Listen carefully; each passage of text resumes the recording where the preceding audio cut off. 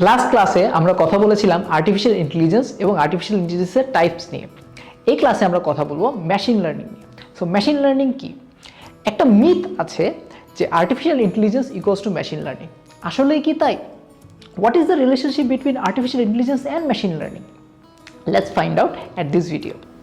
Okay, so machine learning in definition দেখি, machine learning is a field of computer science that aims to teach computers how to learn and act without being explicitly programmed. So এখানে বলা হচ্ছে যে machine learning কম্পিউটারকে এমন একটা programme দিচ্ছে বা এমন একটা প্রোগ্রাম যে প্রোগ্রামটা নিজে নিজে শিখতে পারে, রাইট?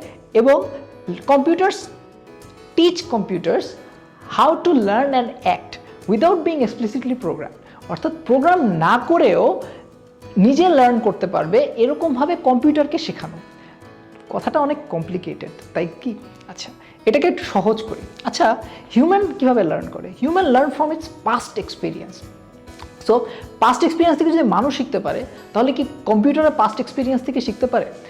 আসলে কম্পিউটার পাস্ট এক্সপিরিয়েন্স থেকে শিখতে পারে না। কম্পিউটার শিখতে পারে ডেটা থেকে।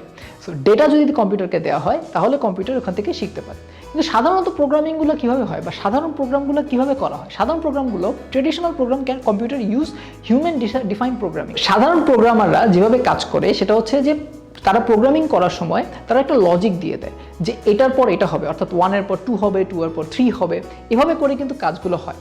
কিন্তু মেশিন লার্নিং একটু ডিফারেন্টলি কাজ করে। মেশিন লার্নিং ডেটার উপর বেস করে মেশিন লার্নিং ডিসাইড করে কী করবে। So how machine learning works with data, let's find out.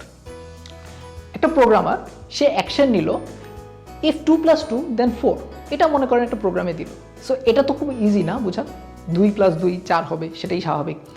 এখন প্রোগ্রামারকে বলা হলো যে বি এবং 3 এর মধ্যে পার্থক্য এটা কম্পিউটার প্রোগ্রামকে বলতে হবে। কম্পিউটার প্রোগ্রাম এটা বুঝতে পারতে হবে যে কোনটা বি কোনটা 3।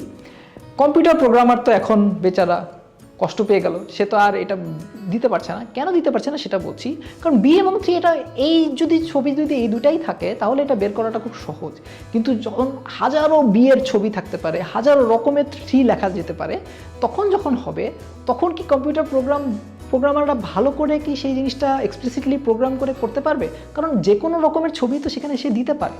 তো এক্ষেত্রে কম্পিউটার প্রোগ্রামাররা আসলে ফেইল করে এক্সপ্লিসিটলি প্রোগ্রাম করার জন্য। সো কম্পিউটার প্রোগ্রামারের কাছে একটাই অপশন থাকে, মেশিন লার্নিং ইউজ করা। তো মেশিন লার্নিং কি করে এক্ষেত্রে? যেমন টিপিক্যাল প্রোগ্রামিংয়ে এক্সপ্লিসিট প্রোগ্রামিং করতে হয়। এক্সপ্লিসিট প্রোগ্রামিং হচ্ছে যে একটার পর একটা লজিক লেখা। বাট মেশিন লার্নিংয়ে ডেটাকে আগে ট্রেইন করতে হয়, দেন প্রেডিকশন করতে হয়। এখন বলবেন ভাইয়া এত কিছু বলছেন, আসলে মেশিন লার্নিংয়ে ডেটা ট্রেনিং দেন প্রেডিকশন এগুলো কীভাবে করে, right? So let's find out. আগে আমরা একটু একটা গল্প বলি, গল্পর পর থেকে আমরা আসবো যে মেশিন লার্নিং কীভাবে কাজ করে। একদিন আমার এক কাজিনকে আমি জিজ্ঞেস করছিলাম, বলো তো কোনটা 3? সে মাত্র 2 বছরের বাচ্চা। সো সে বলছিল এটা 3। আমি বলছিলাম না, এটা 3 না, এটা হচ্ছে 3, এটা হচ্ছে বি। তখন ও বললো যে আচ্ছা ঠিক আছে। সো সে ঘুরে টুরে কিছুক্ষণ পর আসলো। সো সে একটু কথা বলতে পারে, খুব বেশি ভালো কথা বলতে পারে তা কিন্তু না। সো তাকে আমি আবার জিজ্ঞেস করলাম এই ছবিতে যে কোনটা বি কোনটা 3 বলো তো। সে এগেন বললো এটা বি এটা 3। আমি বললাম না, এটা হচ্ছে বি, এটা হচ্ছে 3।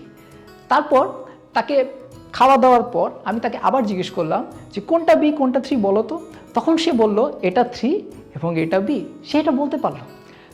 হিউম্যান কিন্তু তার পাস্ট এক্সপিরিয়েন্স থেকে শিখে এবং এভাবে সাধারণত আমরা সবাই শিখি, বাট আমাদের শেখার স্ট্র্যাটেজিগুলো ডিফারেন্ট হয়।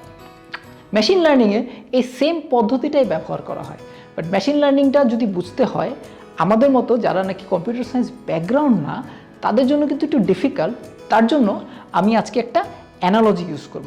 এটাকে আমি রোবট অ্যানালজি নাম দিয়েছি এবং এটাও আমি একটা গল্পের মাধ্যমে আপনাদেরকে বোঝানোর চেষ্টা করব। প্রথমে আসি গল্পের চরিত্র নিয়ে, রাইট? সো প্রথমে আমাদের আছে একটা ট্রেনার রোবট। সো এটাকে আমরা ট্রেনার অ্যালগোরিদম বলবো। নেক্সট আসে হচ্ছে বিল্ডার অ্যালগোরিদম, এটা হচ্ছে আমাদের বিল্ডার অ্যালগোরিদম। অ্যান্ড ফাইনালি হচ্ছে ওয়ার্কার অ্যালগোরিদম। এই 3টা অ্যালগোরিদম নিয়ে আমাদের গল্পটা।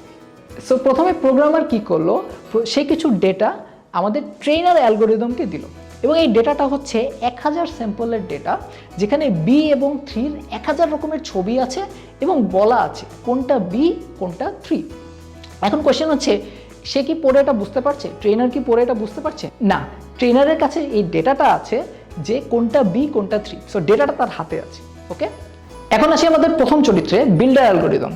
বিল্ডার অ্যালগরিদমও কিন্তু জানে না আসলে বি এবং থ্রি কি, কিন্তু বিল্ডার অ্যালগরিদম একটা কাজ পারে, সেটাকে বলা হয় হচ্ছে সে ওয়ার্কার অ্যালগরিদম বানাতে পারে বা ওয়ার্কার অ্যালগরিদমদেরকে সে ফিক্স করতে পারে।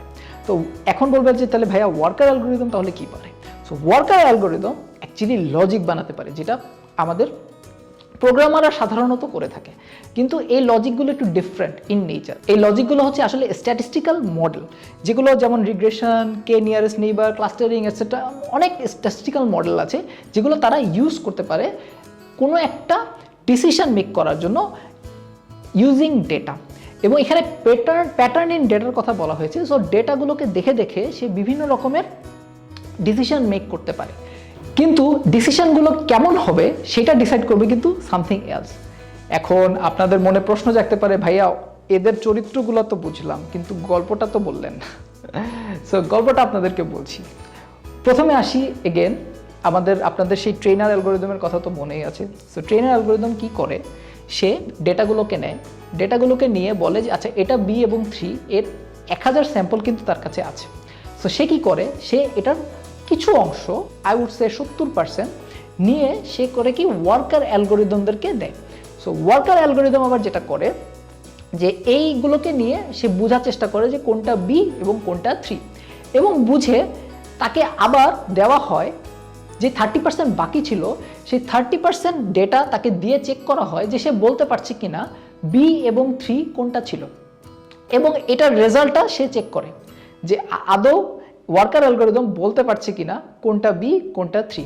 সো সে যখন প্রথমে ট্রেনার অ্যালগরিদম যখন দিয়েছিল ডেটাগুলোকে, বি এবং থ্রি সহ দিয়েছিল 70%, কিন্তু যখন 30% দিয়ে টেস্ট করেছে তখন কিন্তু সে রেজাল্টটা দিয়ে দেয়নি, রেজাল্টটা কিন্তু ওয়ার্কার অ্যালগরিদম নিজে বানিয়েছে।